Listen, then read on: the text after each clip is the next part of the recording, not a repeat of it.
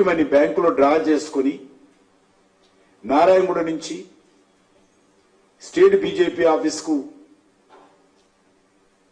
వస్తా ఉంటే phone tapping ద్వారా వివరాలు సేకరించుకొని నారాయణగూడ చౌరస్తాలో ఒక ఇంటర్నేషనల్ టెర్రరిస్టులు ఏ రకంగా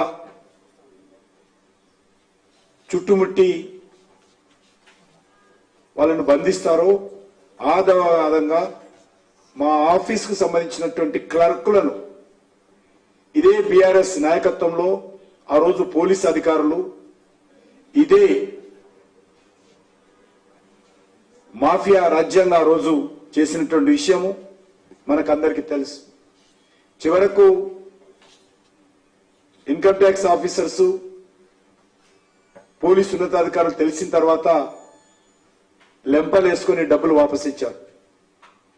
కాబట్టి ఈ రకంగా ఒకటి కాదు, మా పార్టీ పట్లనే ఇంత జరిగితే సామాన్య ప్రజల పట్ల ఏ విధంగా జరిగిందో మీడియాకు తెలియజేయకుండా వాళ్ళే ఫోన్ ట్యాపింగ్ చేయడము, వాళ్ళే బ్లాక్ మెయిలింగ్ చేయడము, వాళ్ళే కోట్ల రూపాయలు వసూలు చేయడము, వారే మరి దీనికి సంబంధించినటువంటి వ్యవహారం నడపడం ఏదైతున్నదో ఇది పూర్తిగా దీనికి ఎవరైనా బాధ్యత అంటే ఏకైక వ్యక్తి ముఖ్యమంత్రి గారు. ముఖ్యమంత్రి తనకు సంబంధించినటువంటి మంత్రులను ఆ రోజు పెట్టుకొని ఈ ఫోన్ ట్యాపింగ్ వ్యవహారము చాలా దుర్మార్గంగా వ్యవహరించడం జరిగింది.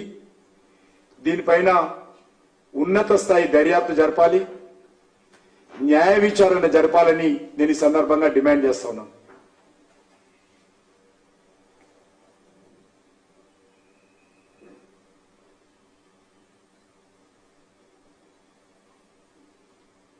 ఈరోజు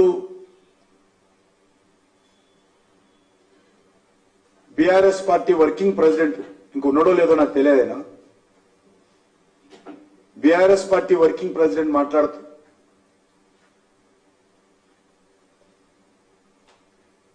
వాళ్ళ చెల్లెలైనటువంటి ఎమ్మెల్సీ కవిత గారిని, ముఖ్యమంత్రి కూతురును భారతీయ జనతా పార్టీ కక్ష సాధింపు చర్యల్లో భాగంగానే అక్రమ కేసులు పెట్టి ఈరోజు అరెస్టు చేశారని చెప్పి వారు మాట్లాడారు.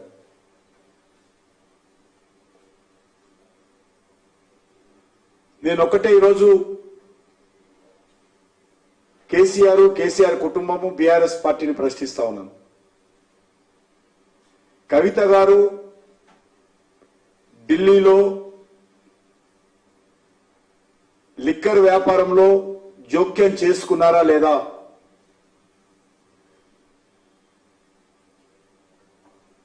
కొంతమంది వ్యక్తులతో వ్యాపార సంస్థ ఏర్పాటు చేసి అందులో తన బినామీ మనుషులను అందులో పెట్టారా లేదా?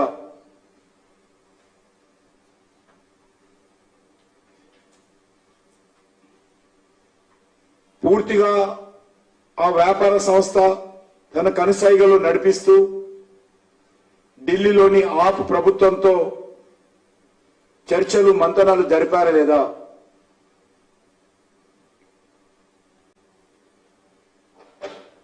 ఇందులో కోట్లాది రూపాయలు చేతులు మారాయా లేదా?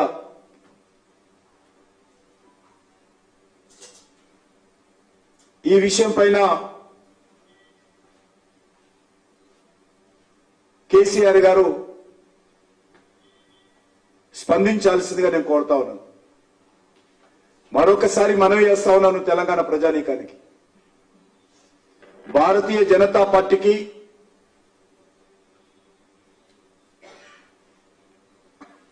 కవిత గారు చేసినటువంటి లిక్కర్ వ్యాపారానికి ఏ రకమైనటువంటి మేము ఆరోపణలు చేయడం లేదు. ఇవన్నీ కూడా ఢిల్లీలో జరిగినటువంటి ఆప్ ప్రభుత్వంలో జరిగినటువంటి అవినీతి కుంభకోణంలో భాగమే. తెలంగాణ రాష్ట్ర రాజకీయాలకు, తెలంగాణ రాష్ట్రానికి, తెలంగాణ ప్రజలకు, తెలంగాణ సెంటిమెంట్కు ఈ యొక్క కవిత గారి అరెస్టుకు ఏమాత్రం సంబంధం లేదనే విషయాన్ని మరొకసారి స్పష్టం చేస్తా ఉన్నాను. నిజంగా లిక్కర్ వ్యాపారంలో కేసీఆర్ కుమార్తె కవిత గారి జోక్యం లేనట్లయితే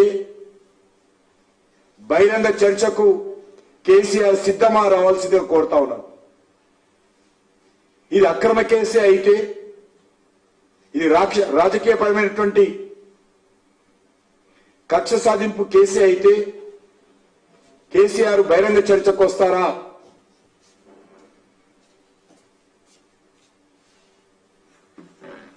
బీఆర్ఎస్ హయాంలో అన్ని రకాల మాఫియా రాజ్యం నడిచింది, అన్ని రకాల దోపిడీలు చేశారు, అన్ని రకాల అవినీతికి పాల్పడ్డారు. ఇది ఒక నిజాం రాజ్యంగా నిజాంను పొగుడుతూ నిజాం పోకడలతోనే